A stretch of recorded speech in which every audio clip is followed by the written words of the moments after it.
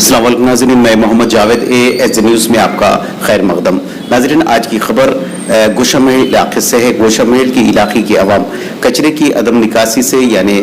कचरे के ढेर से, कचरे के अंबार से काफ़ी परेशानियों का सामना करना उनको पड़ रहा है, जबकि वहाँ की मर्द और ख़वातीन ने मीडिया के जरिए ये भी बयान दिया कि वहाँ पे डेंगू जैसी बीमारियों में वहाँ की आवाम मुब्तला हो रही है। अब ये आप तमाम को मालूम ही है कि गोशा महल की नुमाइंदगी कौन सी पार्टी करती है और उसका जो रुकने असेंबली है वो कहाँ पे है। बहरहाल आप लोग को मैं इसलिए नाम लेना नहीं चाह रहा हूँ कि जिस जगह से नफरत की आग फैलाई जा रही है उसी इलाके में आवाम का ये हाल है, और वहाँ पे कचरे की अदम निकासी तो या बल्दिया की लापरवाही आप समझ सकते हैं, या काम करवाने वाले जिन पे जिम्मेदारी होती है, जिनको वोट देकर अवाम ऐसे लोगों को मुंतखब करते हैं, उनकी जिम्मेदारी होती है, लेकिन वो नफरत फैलाने में इतने मसरूफ है कि उनको खबर ही नहीं कि उनके खुद की अवाम में कितनी मुश्किलात पेश आ रही है। आप समझ सकते हैं बात को कि जो है गोशा महल की कौन नुमाइंदगी करते हैं। हम नाम लेना नहीं चाहते नाजरीन, इस वजह से कि नाम ले लेकर ही गली गली में मशहूर कर दिया गया। आप अगर नाम ही ना लेंगे तो वो इतना शोहरत आज तक मिल नहीं सकती। शायद हम जैसे मीडिया वालों की और सोशल मीडिया वालों की ये गलती थी कि जो है ना बार बार इस शख्स का तस्करा करके गली गली तक जो है ना उसको शोहरत की बुलंदियों तक पहुंचा दिए। बहरहाल हम इस ताल्लुक से कुछ कहना नहीं चाहते, लेकिन ये मैं KTR जो बल्दी नजो नस्क के जो है ना मिनिस्ट्री उनके पास है, ये जो है ना खलमदान उनके पास है, उनकी ये जिम्मेदारी है कि आप TRS से हुकूमत की बदनामी से बचाने के लिए इस इलाके में काम करना चाहिए, और ऐसे ऑफिसर्स जो वहाँ पे लापरवाही का मुजाहरा कर रहे हैं, अवाम बीमारियों में मुब्तला हो रही है, अवाम परेशान है, अवाम मीडिया के जरिए बयान कर रही है, उनकी जो मुश्किलात है आपके सामने रख रही है। तो मेरी KTR जी से अपील है, उनसे दरख्वास्त है, लोगों ने मीडिया के जरिए आपसे गुजारिश की है कि इस जानिब तवज्जो ली जाए और यहाँ के जो जिम्मेदार ऑफिसर्स है उनको मुतहर्रिक किया जाए, जल्द से जल्द ये परेशानी को दूर किया जाए ताकि लोगों की जान और माल का तहफ़्फ़ुज़ हो सके, उनकी हिफाजत हो सके। वरना एक गरीब आदमी को अगर डेंगू या आइस जैसी, मलेरिया जैसी बीमारी हो जाती है, यकीन जानिए उसके पास पैसा नहीं रहता, उसके पास दौलत नहीं रहती। एक दवाखाने को अगर जाते हैं कम से कम अपने एरिया हॉस्पिटल में भी, तो आप 400 या 500 रुपए से कम जो है ना फीस नहीं, यानी फीस 50 या 100 रुपए की या 60 रुपए की होती है, लेकिन बाहर से जो गोलियां लिखते हैं जिसकी वजह से टोटली 400 या 500 रुपए एक आदमी सुबह से शाम तक मेहनत करके 400 या 500 रुपए कमाता है। तो अब KTR जी को और हुकूमत को ये चाहिए कि इस जानिब तवज्जो लेनी चाहिए, लोगों की आवाम और तकालीफ को दूर करना चाहिए। 3 महीने से पाइपा ला के फेंक दिए यहाँ पर, ना मोरी के लिए पाइप डला रहे, ना यहाँ पर पूरा पानी जमा हो जा रहा, डेंगू हो जा रहा। मेरी पोती को डेंगू हो गया, ये डेंगू की रिपोर्ट है, गवर्नमेंट की रिपोर्ट है। मालूम है, बहुत परेशान हो गए। बाजू की पार्टी ऑफिस है, नहीं दिख रहा उनको कुछ करने के लिए, खाली तेरे छाछ मेरे बैंगनी करके पूरा गोशा महल को मट्टी में मिला के रखे। इसी वजह से मोहल्ले में हर घर में लोग बीमार हैं। हमारे पड़ोस के ये नर्मदा है, इनकी पोते को डेंगू हो गया है, और यहाँ की कोई पुश्तैनी नहीं है। कचरा उठाने वाले भी आते हैं और पूरे आके आधा कचरा उठा के आधा कचरा छोड़ दे के जाते हैं। सफाई का कोई एहतमाम नहीं है, ना कोई ऑफिसर आके देख रहा, कुछ नहीं, सिर्फ वो उन्हें। इसी जानिब में दूसरी खबर को मैं आपको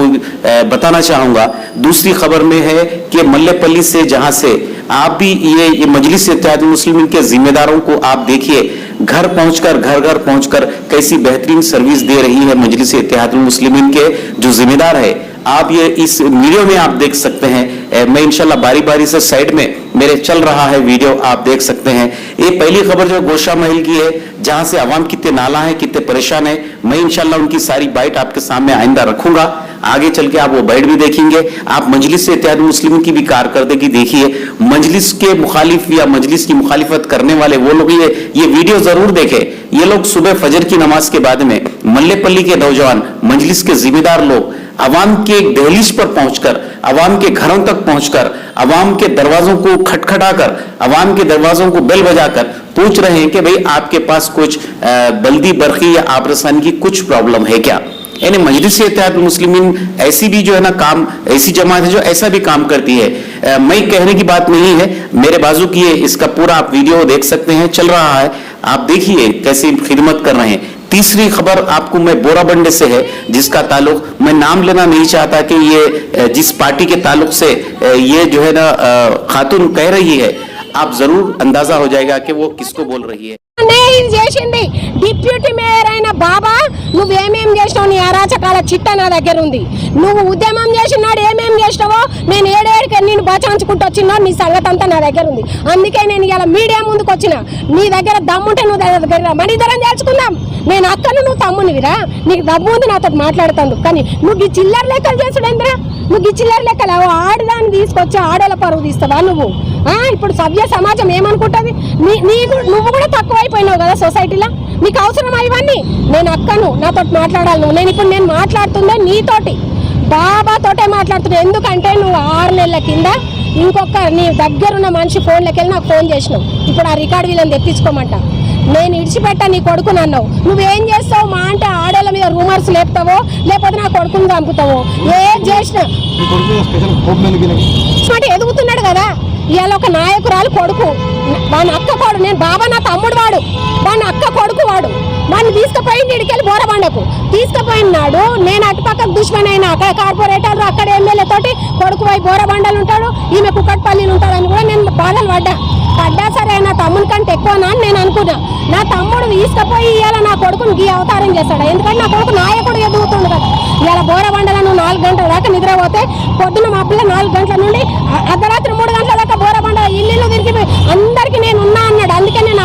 फेंक दिए यहाँ पर ना मोरी के लिए पैम डला रहे ना यहाँ पर पूरा पानी जमा हो जा रहा डेंगू हो जा रहा मेरी पोती को डेंगू हो गया ये डेंगू की रिपोर्ट है गवर्नमेंट की रिपोर्ट है मालूम है बहुत परेशान हो गए बाजू की पार्टी ऑफिस है नहीं दिख रहा उनको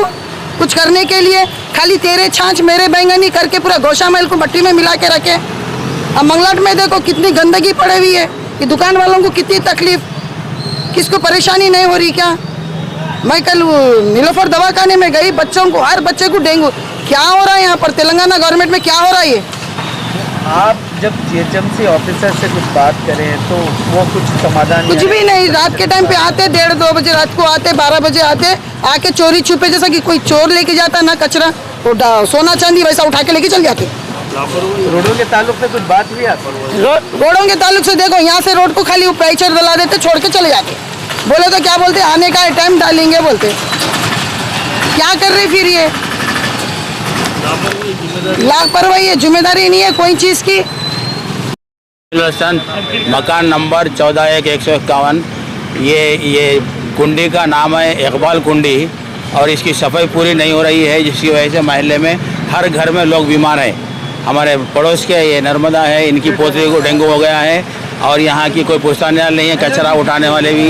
आते हैं और पूरे आके आधा कचरा उठा के आधा कचरा छोड़ देके जाते हैं सफाई का कोई एहतमाम नहीं है ना कोई ऑफिसर आके देख रहा कुछ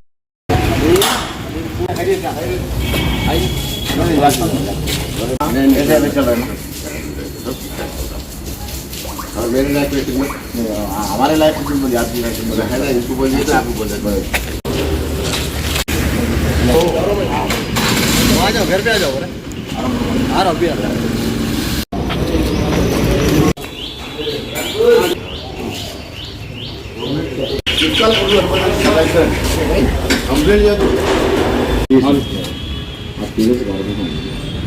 मसाला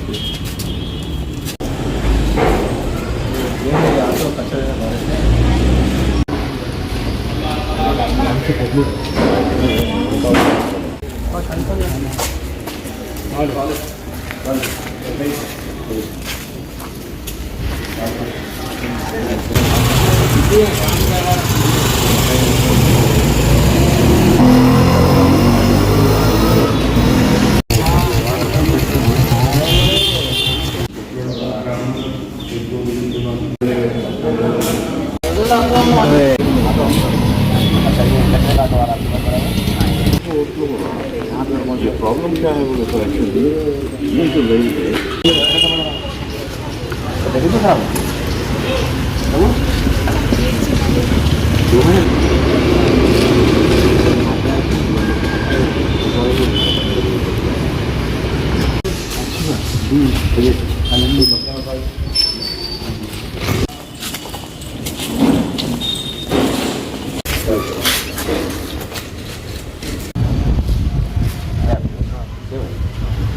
व्हाट्सएप पर